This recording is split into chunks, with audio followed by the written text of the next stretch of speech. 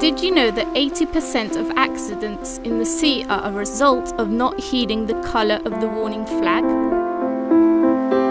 A red flag signifies that swimming is forbidden. Think of it as a traffic light. You wouldn't dare jump a red traffic light.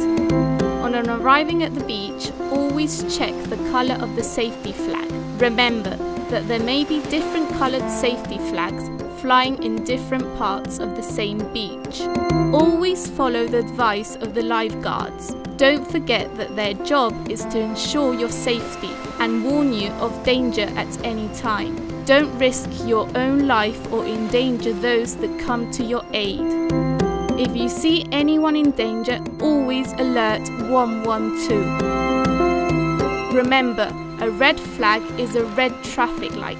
Don't ignore it.